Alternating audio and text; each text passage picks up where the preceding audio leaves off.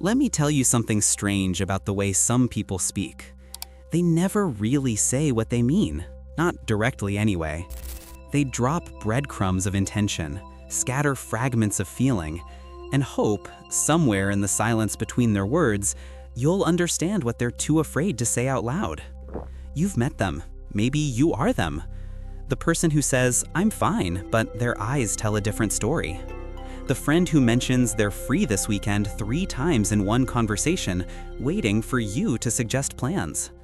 The partner who rearranges the living room and asks, "Do you notice anything different?" as if the furniture itself should confess what they can't.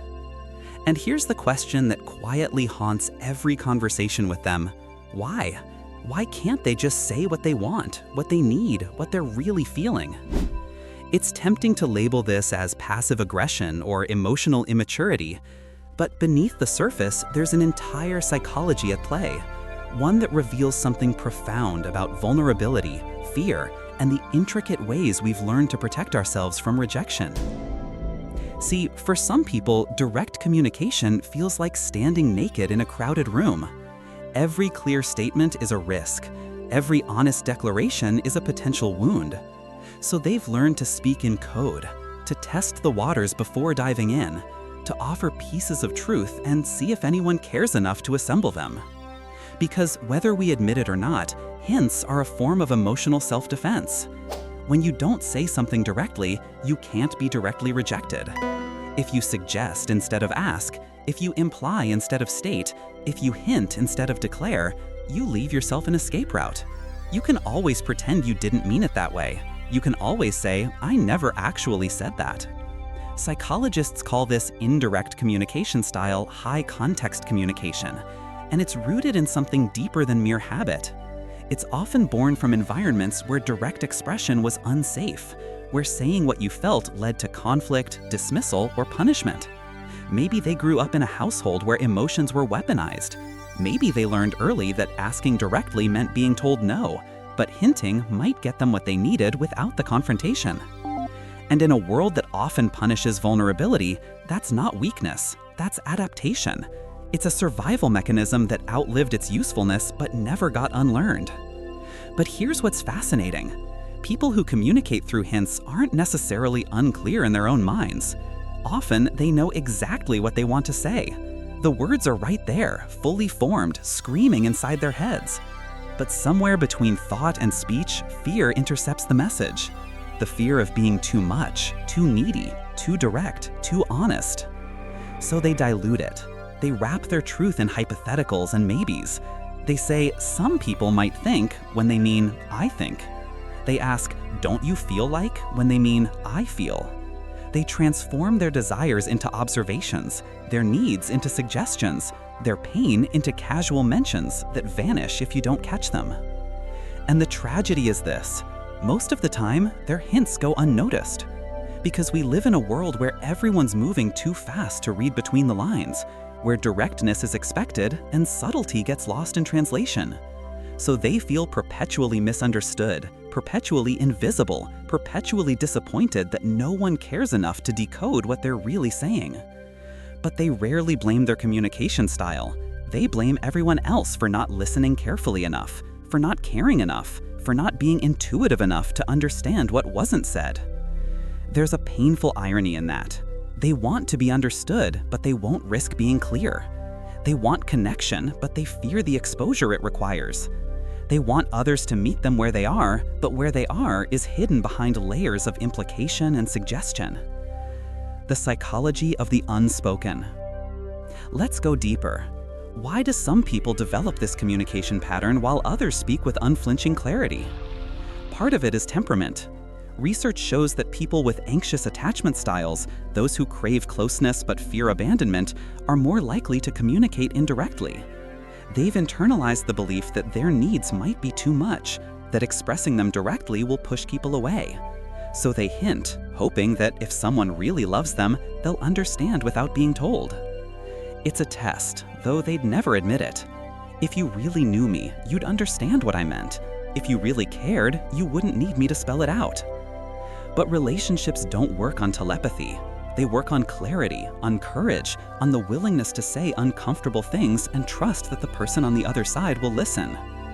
And when someone consistently communicates through hints, they're not just protecting themselves, they're also placing an unfair burden on everyone around them. They're asking others to be mind readers, to constantly analyze subtext, to navigate a conversational minefield where every word might mean something else entirely. And that's exhausting. There's also a cultural dimension to this. In many cultures, indirect communication is the norm, a sign of respect, politeness, and emotional intelligence. Saying exactly what you mean can be seen as crude, aggressive, or socially incompetent. In these contexts, hinting isn't avoidance, it's sophistication. It's the ability to convey meaning without the vulgarity of bluntness. But in cultures that value directness, like much of Western society, hinting is often misinterpreted as manipulation or passive aggression. What one person sees as tact, another sees as dishonesty. What one considers emotionally intelligent, another finds frustratingly unclear. So context matters, but even within direct cultures, you'll find people who can't help but speak in code. And for them, it's usually not about cultural training. It's about emotional safety. The fear behind the hint. Let me tell you what someone who hints is really saying beneath their carefully chosen words. When they say, "I guess I could use some help if you're not busy," they mean, "I'm drowning and I desperately need you, but I'm terrified you'll say no or think I'm a burden." When they say, "It's fine, do whatever you want," they mean, "It's not fine, and I have strong feelings about this, but I'm afraid that expressing them will start a fight or make you think I'm controlling."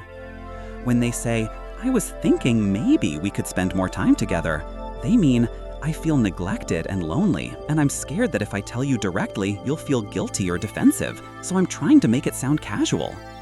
Every hint is a wish wrapped in self-protection. Every indirect statement is a truth that's afraid of the light. And the people who communicate this way often don't realize how much energy they're spending on this elaborate dance.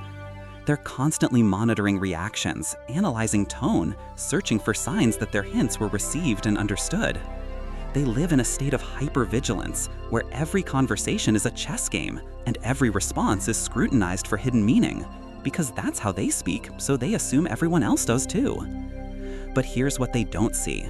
Most people aren't playing that game. Most people take words at face value. When you say, "I'm fine," they believe you. When you say, "It doesn't matter," they move on. They're not being insensitive or uncaring, they're being literal. They're trusting that if something were wrong, you'd say so. And that's where the communication breaks down. Two different languages, two different rule books, two people who both think they're being clear while completely misunderstanding each other. The cost of ambiguity. There's a price to pay for never saying what you mean. Relationships built on hints are fragile, constantly at risk of misinterpretation, resentment, and missed connection. Because when you communicate indirectly, you're essentially asking the other person to do the emotional labor of translation. You're making them responsible for understanding what you won't clarify. And over time, that becomes draining. People stop trying to decode you. They stop asking what's wrong when you say you're fine. They stop inviting you to things when you never give a clear answer. Not because they don't care, but because trying to understand someone who won't be understood is exhausting. And then the person who hints feels abandoned, rejected, proven right in their worst fear, that they're too much, that no one really cares. But the truth is more complicated. People did care, they just got tired of guessing. There's also the issue of internal disconnection. When you spend years not saying what you mean, you start losing touch with what you actually feel. You become so skilled at softening, editing, and obscuring your truth that you forget what the raw version even sounds like. You think in hints, you feel in maybes, you live in the conditional tense. I might, I could, perhaps. Never landing firmly on I want, I need, I feel. And that's a particular kind of loneliness, not just being unknown to others, but becoming unknown to yourself. The transformation. But here's the beautiful thing. Communication styles can change. They're not hardwired, they're learned. And what's learned can be unlearned. The shift begins with awareness, with recognizing that hints aren't protecting you, they're isolating you. That indirect communication isn't saving you from rejection, it's guaranteeing misunderstanding.